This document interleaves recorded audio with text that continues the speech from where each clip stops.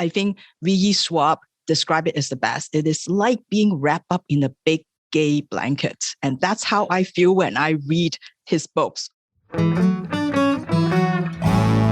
to Keep It Fictional, a weekly podcast for book lovers by book lovers. Build your to-be-read list with Sadie, Liz, Virginia, Fiona, and Corrine from the Port Moody Public Library. Warning, this podcast contains strong opinions and may cause an increase in your library holds list. Okay, everyone. Welcome back to another episode of Keep It Fictional. I am Mark, and I'm once again joined by our book friends, Virginia, Gabriel, and Corrine. For this episode, we're going to be talking about Pride Month a little bit. Our books are all going to be LGBTQ themed or have LGBTQ characters in some way represented within the story, narrative, life story, depending on if anyone's doing a biography, there may be some of those as well. So just to start, I wanted to give like a little postcard overview of the history of Pride Month.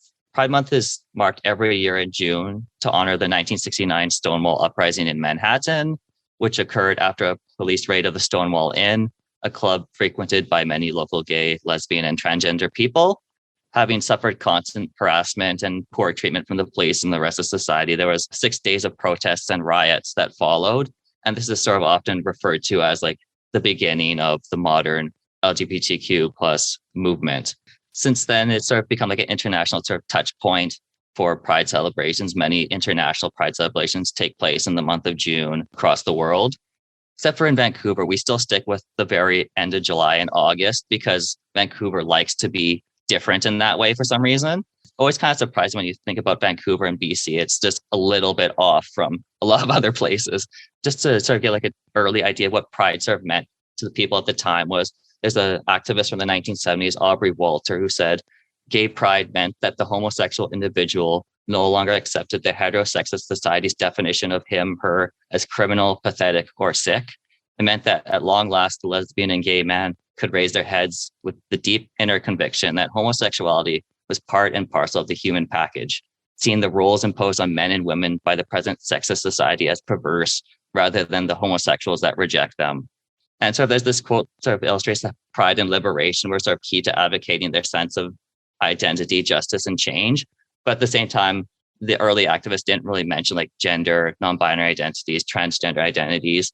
And that's sort of become a more key sticking point today for representation, inclusion, and the different kind of ways that that may take shape.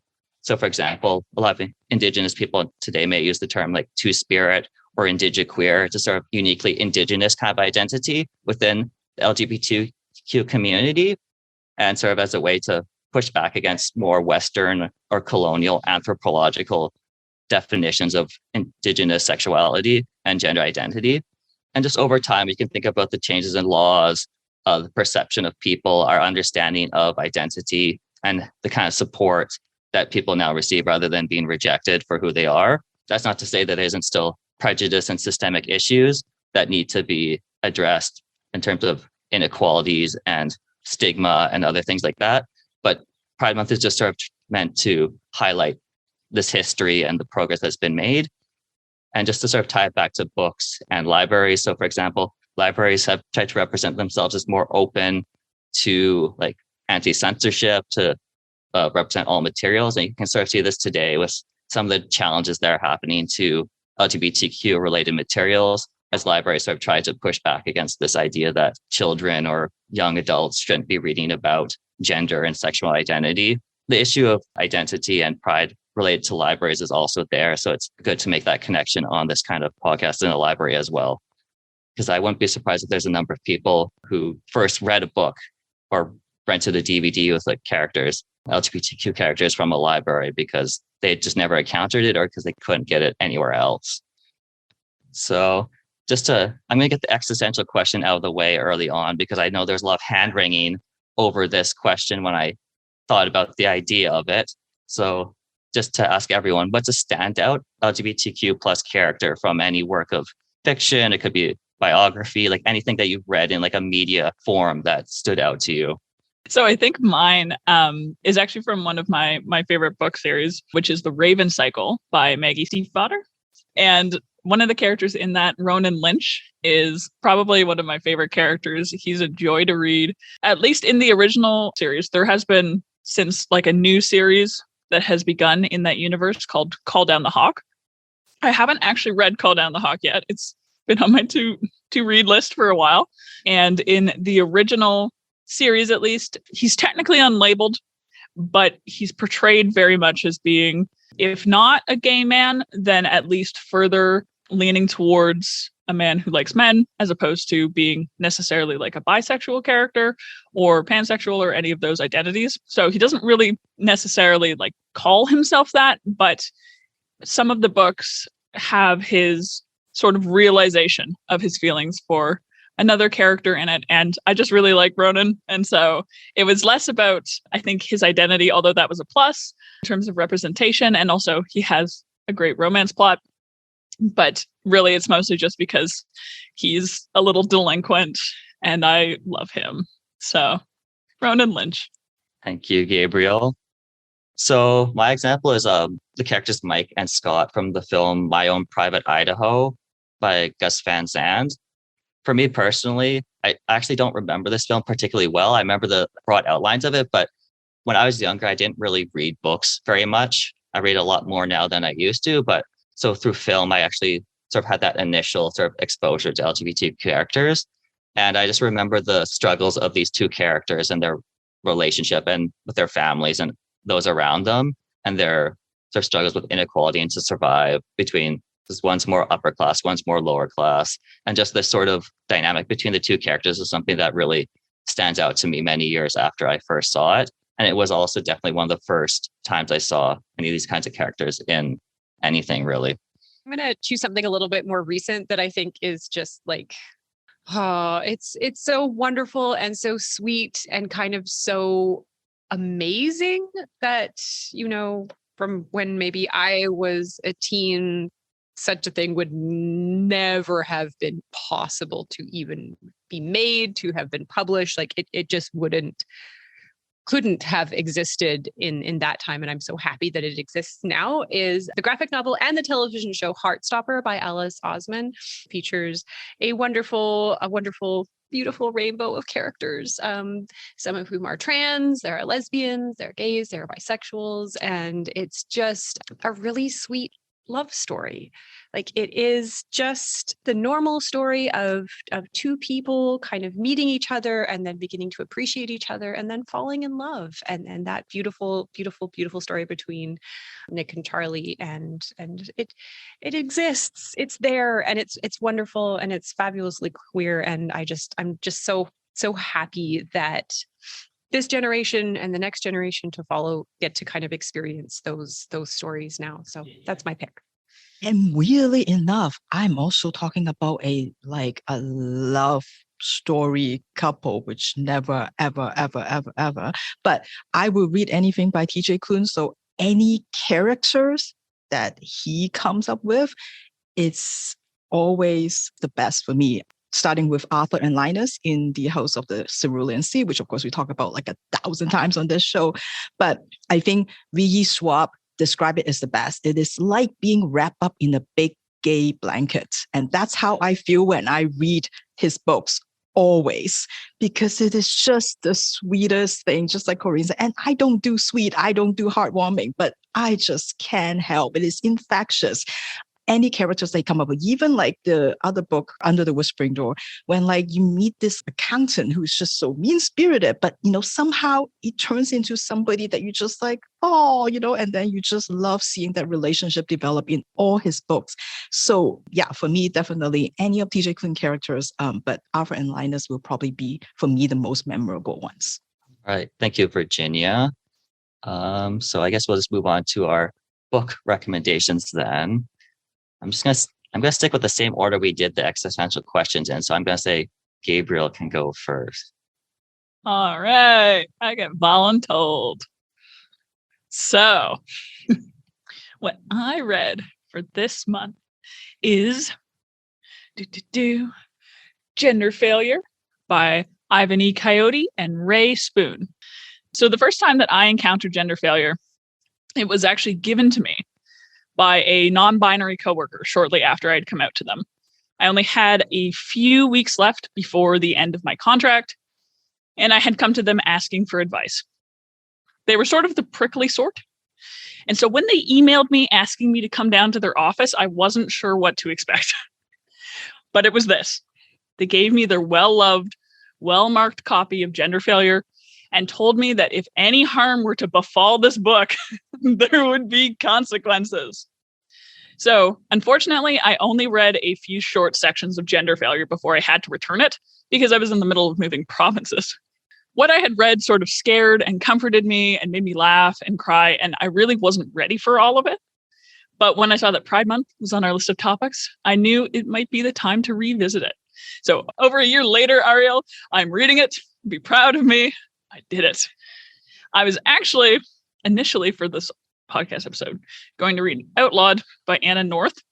And I realized pretty quickly that even though she intended it, the book is very trans exclusionary.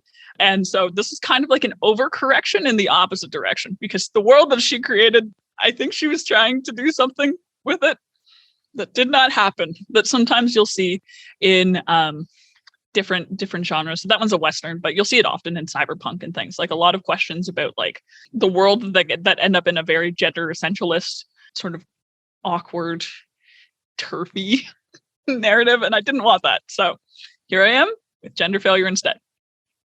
So Gender Failure is based on a live show from Coyote and Spoon, which featured music, storytelling, anecdotes, other forms of performance. And in book form, this kind of manifests in short essays and stories from the two creators, both of whom consider themselves gender failures.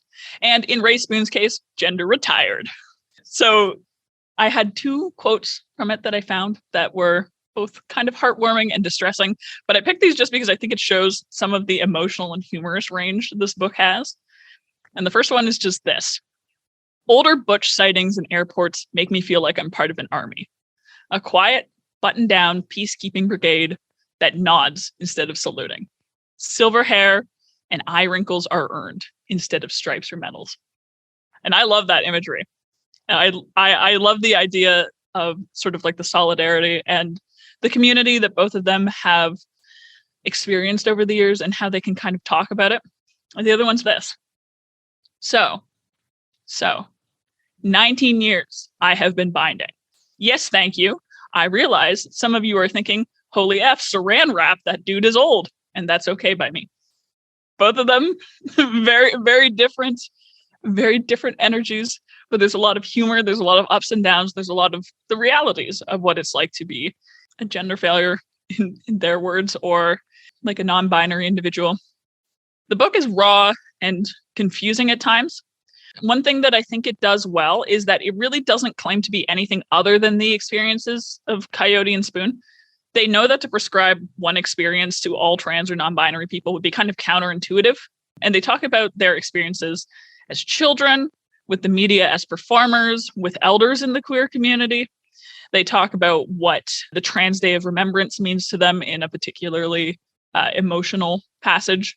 They talk about binders and cowboys and the different transitions that you might experience in life, whether that be through gender or just in general, and how good it feels not to have to explain yourself. It's also a very Canadian book. So Coyote's from Whitehorse, Yukon Territory, although they currently live in Vancouver. And Spoon is from Calgary, but currently lives in Victoria. So some of the stories in the book do come from time spent in BC. Their experiences are really partially based on these places they come from. Ray Spoon came from a Pentecostal family, and so you can add some religious trauma into the mix. And they discuss everything from like the arbitrary gendering of girls versus boys in school, the way people address you as a performer, whether that be like in the news, but also after shows, the way that people will approach you and you'll realize whether or not they really got the performance, whether they understood what was happening, and just the way that you can casually find yourself at risk on a daily basis. They do all this with humor and grace and a deep reflection of how they both move through a world that doesn't quite understand them. There isn't a lot of dwelling on moments or scenes or action in the way that maybe like a traditional biography or memoir might have, which might take you out of it if that's not really the sort of thing that you like to read. If you prefer it to have a bit more structured narrative, I think it really comes from the live show aspect. It's very punchy because, again, it's a performance.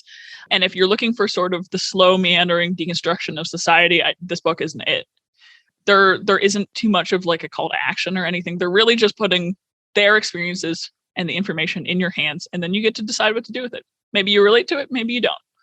So that is the book that I read, Gender Failure by Coyote and Spoon.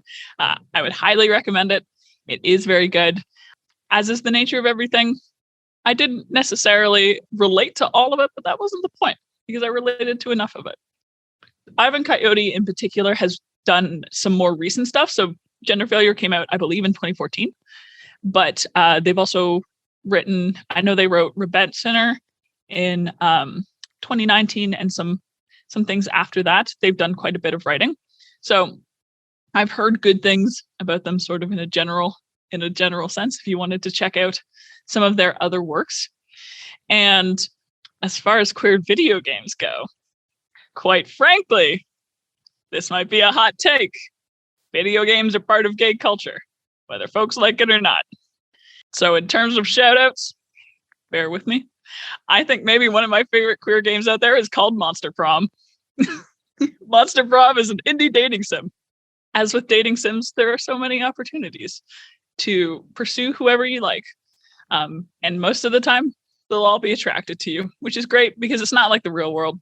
And so Monster Prom is a particularly tropey, humorous game as well, which it feels weird to sort of connect that back to Gender Failure, but they do have some of the same biting humor sometimes. And you get to choose your pronouns. The characters are complex. It's beautiful. So maybe you didn't expect that one because normally I play AAA games, but sometimes little indie dating sims are the way to go. Thank you. Back to you, Mark. Thank you, Gabriel. It's always interesting to hear about some of these books with like more personal reflections and the individual personality coming through. So it sounds like it was like that a lot with Gender Failure. So I guess I will go next to stick with my demand that we go with the same order as the existential question. So for my book, I read Dead Collections by Isaac Fellman. And in our story, we follow the character of Saul Kitts, and he is an archivist living in Northern California, works for a nonprofit archival society. He's recently out as transgender to his colleagues and has found a sense of identity and self that he is comfortable living with and presenting to his colleagues and those rest in his life. But there is one part of Saul's life that he's only open to his supervisor and human resources about, and that is that he is also a vampire. And in this book, that has a rather unique take on vampirism, because in this universe, vampirism is basically a medical condition. So like a recently emerging kind of disease or condition that's very little known about. The medical community is very stumped by it. And Soul first became a vampire after an unfortunate accident in the archive where he got pricked by the back of a pin and became infected with tetanus. Unfortunately, his case of tetanus became potentially fatal. So the doctors essentially intentionally infected him with the vampirism virus in order to bring about a sort of state of undeadness, so to speak, because essentially he would have died from the tetanus otherwise. So he consented to becoming a vampire in order to avoid death. And it's sort of interesting how Saul's life has changed as a result of this affliction. As his way of life is greatly disrupted, he must now go to like a late night blood transfusion clinic, as this is the medical community's way of avoiding having vampires feeding on live humans. They essentially give them like fresh blood transfusions that allow them to avoid having to feed on live people. He attends a vampire support group at night where he hears about other vampires and the difficulties in their lives. And perhaps most difficult of all is maintaining his job at the archive, because he's a vampire, so he cannot go out into the sun. So in the mornings, he can't go out, and at night, he can't leave work. So he has essentially been living in his office in secret, a decision that will come back with consequences later on in the story. So it's sort of like an interesting take I found on the vampire trope, very much set in the modern world. It has like a sort of modern medical kind of aspect to it. It's not set in like a fantasy realm. It tries to make it into like almost like a realistic kind of condition rather than like a fantasy. unhuman kind of phenomenon. So I found that kind of interesting. And through Soul's work in the archives, his life is further changed when one day a donor named Elsie arrived. She was come to donate the papers and correspondence and other materials of her recently deceased wife, Tracy Britton, and this Tracy Britton character is sort of like an in-universe, semi-famous writer. She's best known for a 1990s sci-fi TV series, Feet of Clay. And as it turns out, a young teenage Soul was an enormous fan of this series and was into the fandom and everything of this series. And he immediately feels a connection with Elsie personally through their shared love of this sci-fi and fandom kind of series. And within the story, fandom kind of plays an interesting role because Soul reflects on his own feelings towards a male character in the series named Shulk and his sort of own writing of fanfics of Shulk and Zadok, a male-male kind of romance between these characters, and how this sort of fandom sort of built into a sense of self as he cosplayed as one of the characters as a male character before he was out as transgender, and how his relationship to the series kind of shaped his own personal identity in many ways. And Elsie herself also kind of has a connection to the archival and fandom community because she's on the board of directors of Archive of Our Own, the internet fanfiction archive. So there's a lot of fandom, archival kind of memory preservation kind of aspects in this series, or this book, I should say, that I found rather interesting. Soul kind of has a line where he says oh, this stuff is sort of treated as ephemeral, but you go back in the back of the archive, I got 10 boxes of ephemeral material back there. So it kind of has this kind of a memory ephemeral connection there. As Soul sort of becomes more connected to Elsie, he starts to question his professional ethics because they sort of begin to go closer and closer. It becomes more of a relationship, and it sort of develops in a complicated manner that I'm not going to spoil the end, how this develops. So it kind of has this complication of Soul's professional ethics, his feelings towards Elsie, as well as his work in the archives. And Elsie also has her own complicated feelings because of her wife's recent passing, how she still has feelings towards her, which doesn't want to necessarily move on. And even though she is bisexual, her own development of gender and expression has very closely developed with her relationship to her wife. So now if she used to be in a relationship with a man, how does that sort of change her sense of expression and feelings about herself is also explored throughout the book. I think if you like books that have a lot of fandom, humor, and these kinds of complicated relationships based on the character's own sort of sense of self and identity and personal development, and I think you might also like Dead Collections. Has anyone ever seen In the Flesh, the TV show? I have not. Okay, because it almost reminds me of that. It's also one of the ones where it's actually called, it does the same kind of idea with, instead of vampirism, it's zombies. And so it's sort of like the idea of being a zombie as something that is a chronic condition that is sort of manageable. And it's a really weirdly realistic take on it. And then obviously very much both used as a metaphor for queerness, but also the main character is queer. And so it almost reminds me of that, except for that sounds like more fun than In the Flesh, because In the Flesh is a great show, but you're crying every episode. It's just a long tearjerker, really. And so one sounds more fun. But I'm always curious whenever I see stories try to take these almost folkloric creatures and then sort of say, okay, but what happens if we're sort of treating them a bit more seriously? What happens if we want to poke at them maybe as a metaphor for something else in life, in the same way that old sci-fis and even sci-fis now often will do with aliens? It's the second you said it in space, we're not talking about Vietnam. So I always find it's really interesting when stuff like that comes up.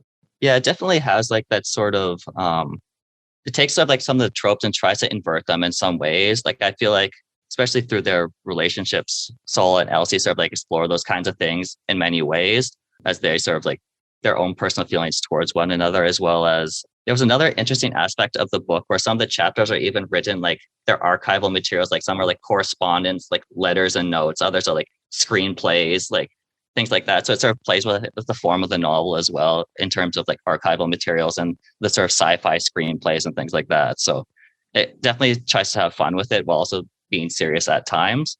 So sort of in the latter half of the novel, it does get somewhat serious, but I don't want to spoil that too much.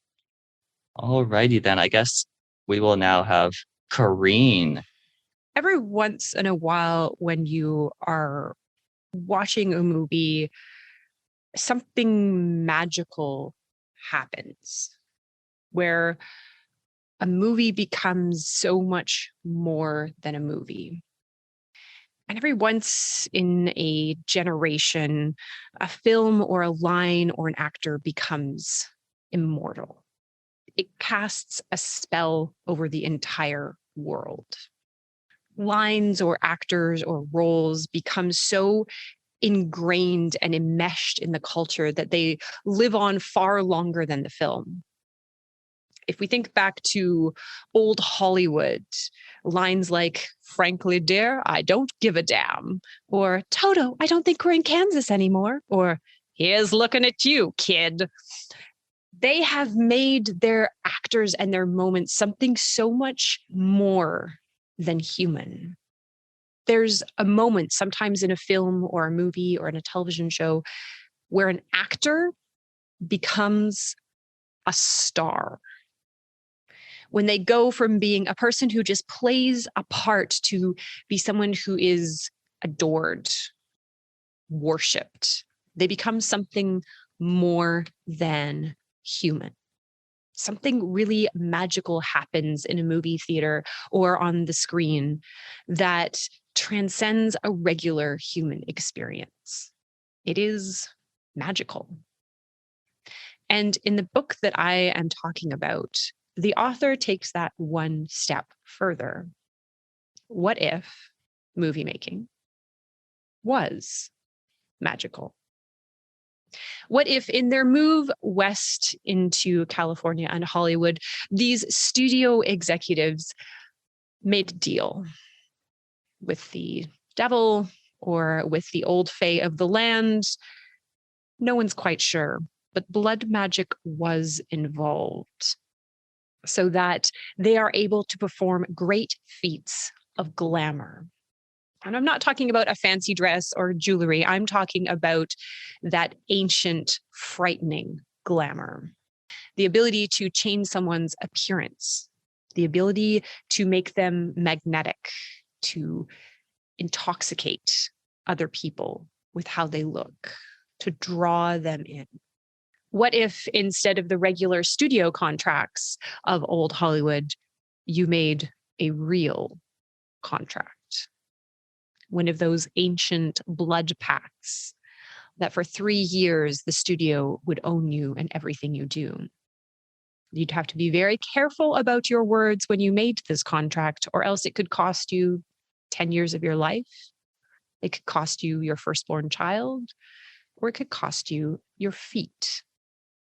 And in this world, knowing all this, Luli Wei still wants to be a star.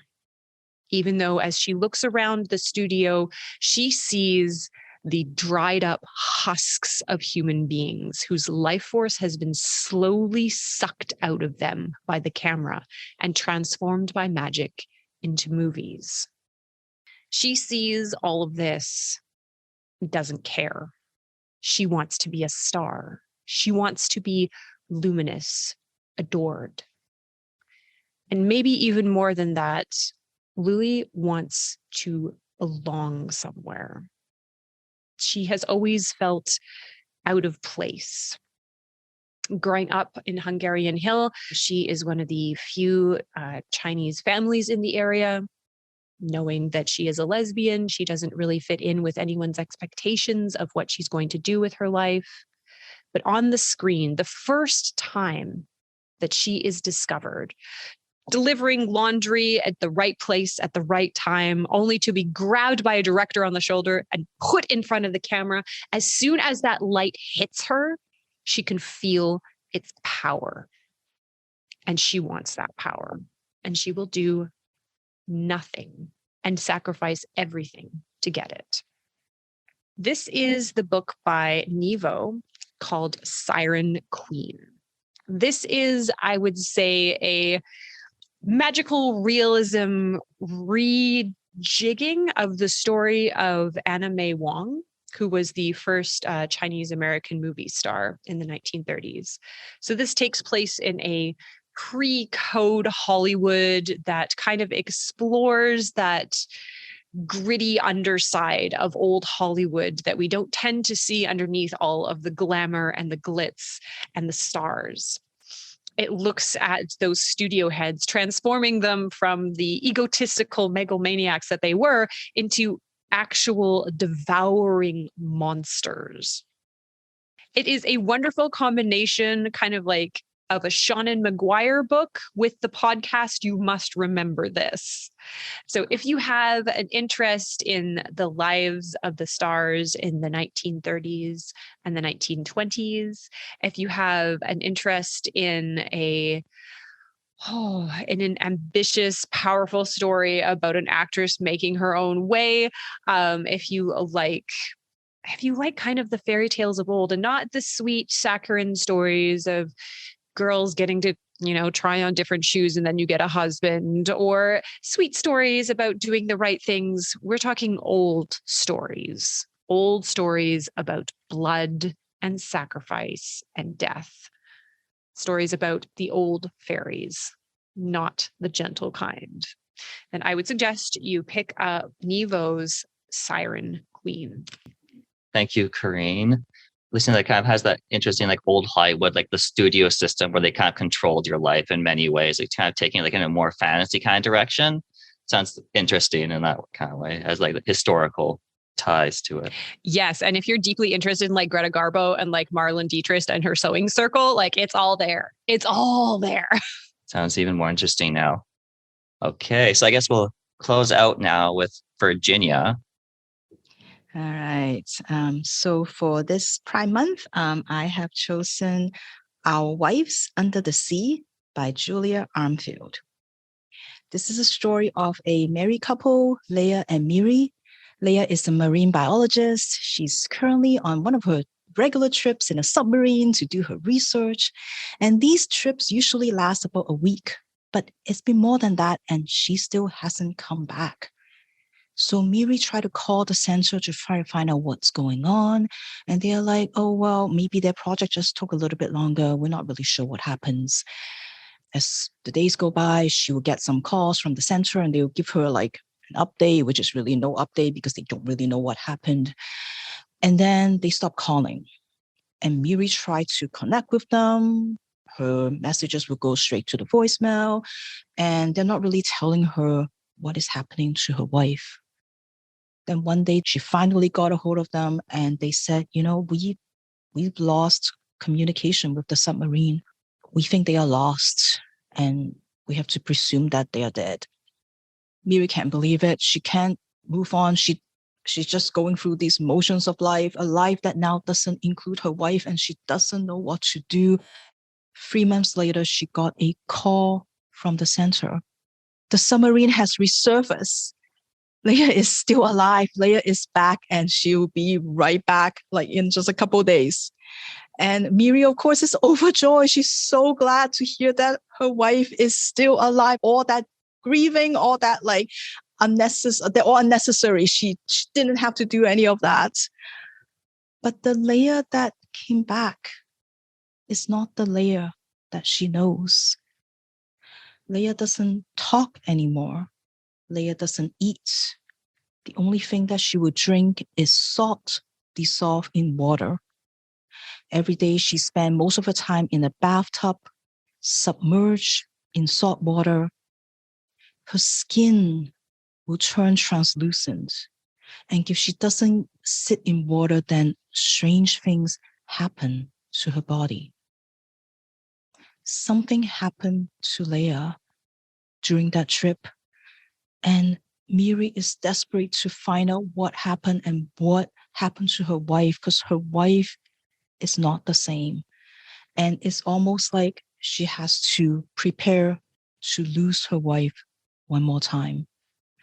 Told in alternating chapters, we got Miri describing what the present is like after Leia's return and how that reminds Miri very much of her mother, the time that she spends taking care of her dying mother who doesn't know who Miri is anymore because of her dementia. This is kind of how that feels because Leia doesn't seem to remember her anymore. And then the chapters that we get from Leia about what she experienced during that fateful trip. Through the flashbacks, we learn about their life together when they were dating, when they got married. And it's all these memories that Julie Armfield is so good at painting and giving us this really solid picture of what their life was like before. Simple things like whenever Miri start questioning, like, why do you like me, Leia? You're so amazing. Why would you like me? And she start feeling like doubtful about this. And whenever Leia sensed that, she would make Miri look her right into the eye and say, Miri, you are the kindest person I have ever met. And you know what? I know like 6 or 7 people. Trust me. And that's the kind of like really almost, it's really intimate, really realistic, but almost mundane kind of details that helps us understand their relationship, that they're 2 people who have found one another. There's no like extraordinary events. There's no like whirlwind romance. It's just 2 people that fell in love. And it's all these details that make us feel how devastating this loss is when they don't seem to know each other anymore and that one of them is gone. The book reminds me very much in tone and also in spirit of like my number 2 most favorite book last year, which is This Thing Between Us by Gus Morano. Please read it. It also feels very much like Ian Reid's Foe, which I also love to pieces. And in all these books, they're definitely kind of like horror. They're like literary horror. And they drew me in initially because of sort of like a strange premise, right? You know, we have like somebody missing and then they now reappeared. Or in the other book, you know, like you have like haunted smart speakers. Like all of these are like weird premise, but like a good horror usually makes you almost forget why you're there in the first place because it gives such a meditation of grief, of relationships, of marriage, which is apparently a subject that I do like to read. I think sort of like Mark, who said in his episode where he likes relationship stories, not romance, because I hate those and I hate it when it invades my books, but a relationship story, a story about marriage and exploring that concept and what it means to be in a marriage, what it means to the individual. I apparently love to explore that. As long as it comes in some weird, strange, surreal, like weird package, then that is good for me. So I really, really enjoyed this one because it's such a good literary horror. And I think what Julie Armfield is able to do is that she found the right perfect balance between that literary side of things where it's very like, you know, well written, but also like got lots of metaphors and lots of symbols, but she never let the story or the characters get lost in them. Because this one has all the ocean sea metaphors that you will ever need in your life.